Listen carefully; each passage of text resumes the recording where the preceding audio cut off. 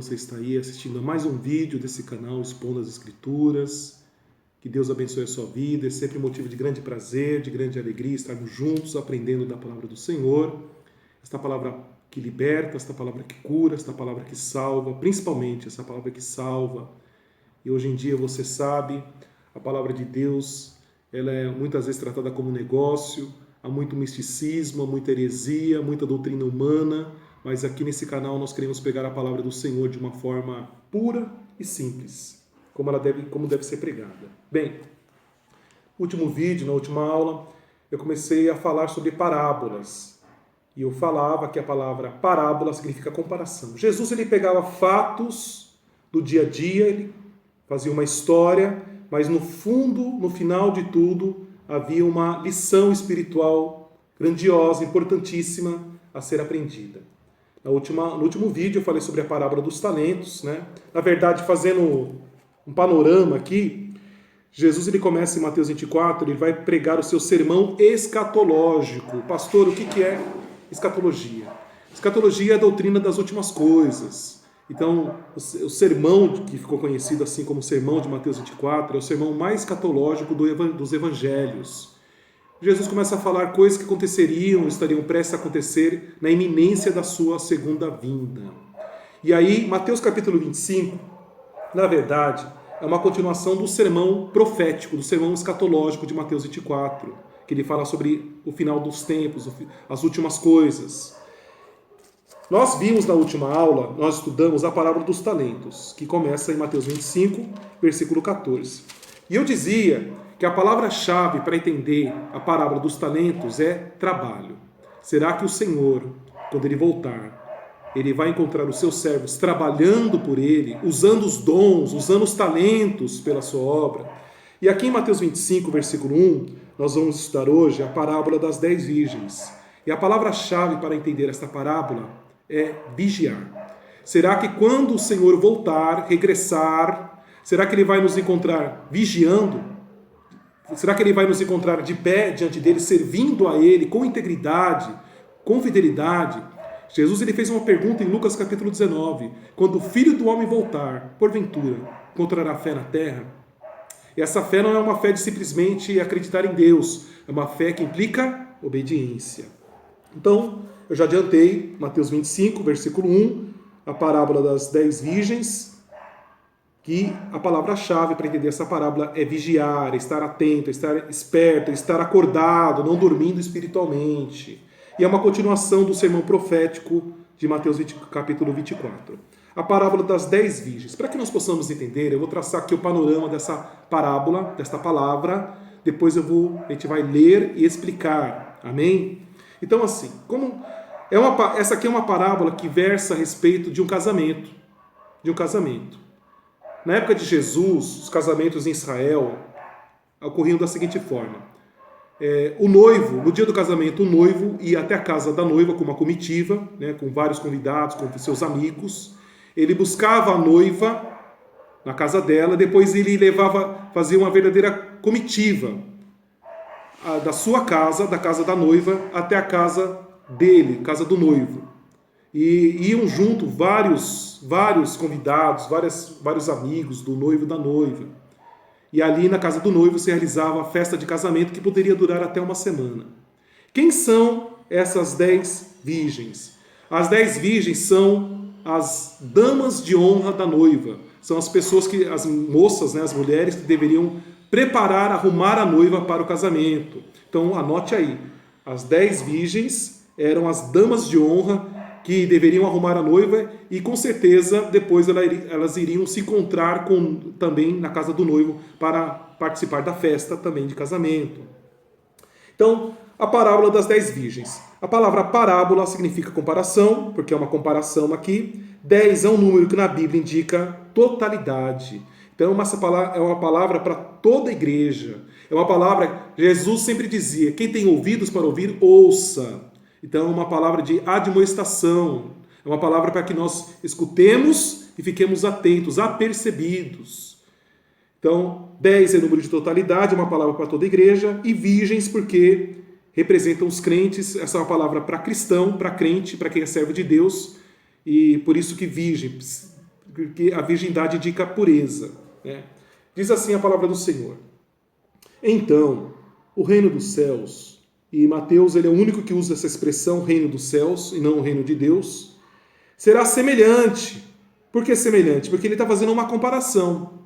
Há 10 virgens que, nós já vimos que essas 10 virgens, 10 porque indica a totalidade, e virgens, porque na verdade elas representam aqui as damas de honra, responsáveis por arrumarem a noiva, prepará-la para o casamento, serão semelhantes a 10 virgens que, tomando as suas lâmpadas, saíram ao encontro do noivo, do esposo. Elas estavam indo à casa do noivo, onde aconteceria a festa, as bodas.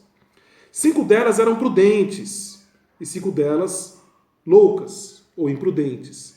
Todas aqui eram damas de honra, todas aqui, como uma parábola, uma comparação, todos aqui eram crentes. Só que 5 desses crentes eram prudentes, e 5 desses crentes não eram prudentes, mas eram crentes. As loucas ou imprudentes, tomando as suas lâmpadas, é importante que a gente perceba que a lâmpada aqui representa a comunhão com Deus, representa a vida espiritual da pessoa. As loucas, tomando as suas lâmpadas, não levaram azeite consigo, não levaram o combustível da lâmpada, não levaram a unção, não trouxeram unção para a sua vida espiritual. Eram aquelas pessoas que não oravam, que não liam a Bíblia, que não jejuavam, que não se santificavam, ou se faziam de qualquer forma, de forma hipócrita ou relaxadamente. Não levavam a sua vida espiritual muito a sério. Mas as prudentes, que eram aquelas que oravam, que buscavam a Deus, que praticavam a piedade, que temiam a Deus, que serviam a Deus em espírito e em verdade, levaram não somente as lâmpadas, mas levaram azeite. Elas tinham unção, elas tinham vida com Deus, elas tinham compromisso com Deus. Elas não eram apenas crentes nominais. Elas viviam o verdadeiro evangelho, elas estavam dispostas a morrer pelo evangelho se preciso fosse. Mas as prudentes levaram azeite consigo em suas vasilhas, com suas lâmpadas. Elas levaram a lâmpada, que representa a vida espiritual, e o azeite, que representa a unção, o poder de Deus, a vida com Deus. E tardando o esposo, olha só, parece que Jesus, que é o noivo, parece que ele está demorando muito a voltar. Tem pessoas que nem acreditam mais nisso, o mundo zomba quando nós falamos sobre a volta de Jesus, há crentes que parecem mais incrédulos do que os próprios incrédulos a respeito desse tema, mas nós sabemos que isso é uma promessa. Jesus disse, eis que venho sem demora, e trago comigo a minha recompensa para dar a cada um segundo as suas obras. Tardando o esposo, parece que Jesus está demorando, mas no tempo de Deus, ele vai voltar, ele vai vir para nos levar, para estarmos para sempre com o Senhor. E tardando o esposo, tosquenejaram todas e adormeceram. É importante perceber, notar que todas, mesmo as prudentes, não só as imprudentes ou loucas, mas também as prudentes, todas pegaram no sono, todas tosquenejaram. Então isso é uma palavra para toda a igreja. Vai haver um período que a igreja vai estar como que dormindo espiritualmente. Mas a diferença vai ser quem tiver azeite a mais, azeite extra, vida com Deus, unção com Deus. Mas todas irão dormir. Mas à meia-noite, ou seja, no último momento, na última hora, ouviu-se um grito. Aí vem o esposo! Aí vem o esposo! Saí-lhe ao encontro! Isso representa a volta do Senhor, a volta de Jesus. Então todas as 10, todas aquelas virgens, todas aquelas damas de honra, que representam a totalidade da igreja, se levantaram e prepararam suas lâmpadas. E as loucas disseram às prudentes, dai-nos do vosso azeite, porque as nossas lâmpadas, a nossa vida espiritual se apaga. Mas a unção, a vida com Deus é algo muito particular. A salvação é algo particular. Meu filho ou minha filha não vai ser salva porque eu sou salvo, porque eu creio em Deus. Isso é algo muito individual. Eu posso até orar por uma pessoa, posso até orar por uma pessoa, interceder por ela, orar para que Deus a salve, para que ela seja uma pessoa firme na fé, mas a obrigação de buscar o azeite é pessoal, é individual.